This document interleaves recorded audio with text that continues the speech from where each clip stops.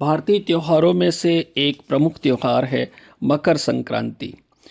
आखिर क्यों मनाते हैं मकर संक्रांति? इस बात को लेकर के उसके कई कारण बताए जाते हैं।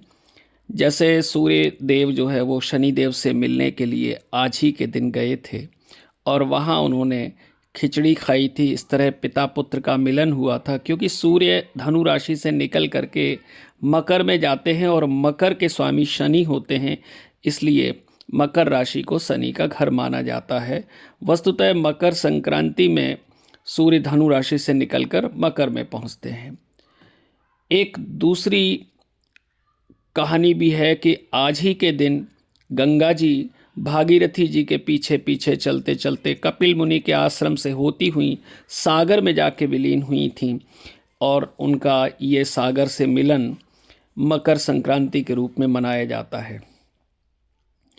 वस्तुतः आज सूर्य जो है वो दक्षिणायन से उत्तरायण हो जाते हैं, मकर रेखा से कर्क रेखा की ओर चले जाते हैं और आज के दिन से ही दिन धीरे धीरे क्रमशः बड़े होने लगते हैं, ठंड कम होने लगती है, गर्मी बढ़ने लगती है।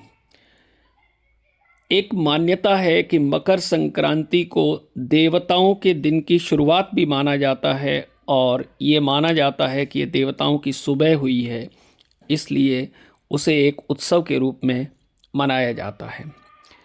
वस्तुतः इस मकर संक्रांति का निसंदेह बहुत बड़ा महत्व है। यही कारण है कि भीष्म पितामह ने महाभारत के दौरान कष्ट में रहते हुए भी अपने मोक्ष की कामना की पूर्ति के लिए सूर्य के उत्तरायण होने का इंतजार किया था अपने देह त्याग के लिए, और वो दिन चुना था उन्होंने मकर संक्रांति। इसके पीछे केवल ये आध्यात्मिक कारण ही नहीं, बहुत वैज्ञानिकता इसमें समाहित है। आज के दिन खिचड़ी खाई जाती है, इसके पीछे लोग धार्मिक कारण ये है कि ऋषि मनीषियों ने आक्रमण के कारण और राक्षसों के विघ्न के कारण उन्हें संपूर्ण भोजन बनाने में विलम्ब होता था, व्यवधान आता था, तो उन्होंने कम समय में ही संपूर्ण आहार प्राप्त करने के उद्देश्य से ये खिचड़ी का शुरुआत की थी, जो कि बहुत सात्विक, सुपाच्य और पौष्टिक होती है, कम समय में पक करके तैयार हो जाती है।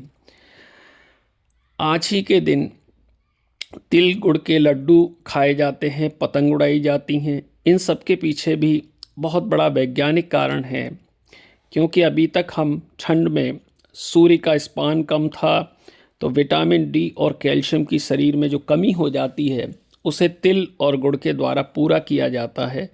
इस प्रकार से इस बात से घर में जब ये सामग्री आ जाती है तो बच्चे, बूढ़े, बड़े सभी लोग उसको खाते हैं।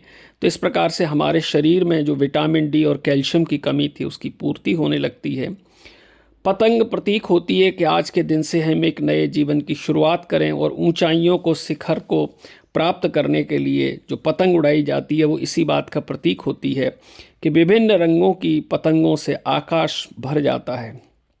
ये ऊंचाई, ये शिखर हमें प्राप्त तो करना है, परंतु नियंत्रण में रह के अपनी डोर किसी के हाथ सौंपनी है, परमात्मा के हाथ सौंपनी है। वो ज़रूरी समझेगा तो उसे नीचे की ओर भी लाएगा, लेकिन वो नीचे लाने की जो दूरी है वो कम होगी और उसको बहुत ऊंचाई तक ऊपर भी ले जाया जाएगा। इसलिए जब कभी हमारे जीवन में कोई गिरावट आती है, किसी तरीके से हमें नीचा देखना पड़ता है, तो मान लीजिए कि उसके बाद हम और ऊंचाई की ओर जाने वाले हैं।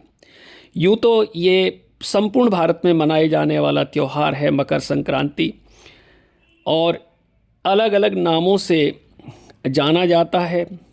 हालांकि संदेश एक है पर नाम अलग अलग हैं। संदेश है कि सूर्य, प्रकृति और नई शुरुआत का दिन है ये। हमारे भारतवर्ष के कर्नाटक राज्य में इसी दिन को हम सुग्गी हब्बा के नाम से जानते हैं। नई फसल की खुशी में किसान तिल, गुड़ और गन्ना विशेष रूप से खा करके और दान करके उसे मनाते हैं। उत्तर भारत में मध्य प्रदेश, उत्तर प्रदेश, पंजाब, ये बिहार आपका, पंजाब तो नहीं, पर उत्तर भारत में जो अपना मध्य प्रदेश, उत्तर प्रदेश, बिहार, छत्तीसगढ़, इन सब का जो इलाका है वहाँ इसको सामान्यतः मकर संक्रांति कहते हैं। और गंगा स्नान दान के माध्यम से मनाते हैं। वहीं गुजरात और राजस्थान में उत्तरायण के नाम से जाना जाता है। राजस्थान के जयपुर में तो पूरा आकाश विशेष रूप से पतंगें उड़ाई जाती हैं और पतंगों से पूरा भर जाया करता है। पंजाब और हरियाणा में इसे लोहड़ी के नाम से जानते हैं। वहाँ पर सभी लोग इस उत्सव को मनाने के लिए आग जलाते हैं, आग के चारों ओर नाच गाना करते हैं और मूंगफली और रेवड़ी आपस में बांटते और खाते हैं। इसी पर्व को तमिलनाडु में पोंगल के नाम से जाना जाता है और 4 दिन तक बड़े भव्यता के साथ मनाया जाता है। बहुत हंसी खुशी के साथ मनाया जाता है। नई फसल को और की खुशी में वो सूर्यदेव को बहुत पूजा पाठ करते हैं। इसी तरीके से आंध्र प्रदेश और तेलंगाना में से संक्रांति, और वहाँ पूरे घर घर गांव गांव रंगोली से भर जाता है, मिठाइयाँ हर घर में होती हैं। वहीं भारत के दूसरे हिस्से आसाम में से माघ बिहू के नाम से भी जाना जाता है। ये माघ बिहू भोग उत्सव और सामूहिक आनंद का पर्व है। वहाँ पर इस तरह से ये मकर संक्रांति संपूर्ण देश में अलग अलग नामों से ज़रूर मनाई जाती है, पर संदेश एक ही देती है कि ये पर्व है सूर्य की पूजा का, ये पर्व है प्रकृति का, ये पर्व है नदी गंगा जी की पूजन का, ये पर्व है प्रकृति को सम्मानित करने का, प्रकृति को महत्व देने का और अपने जीवन की नई शुरुआत का। धन्यवाद।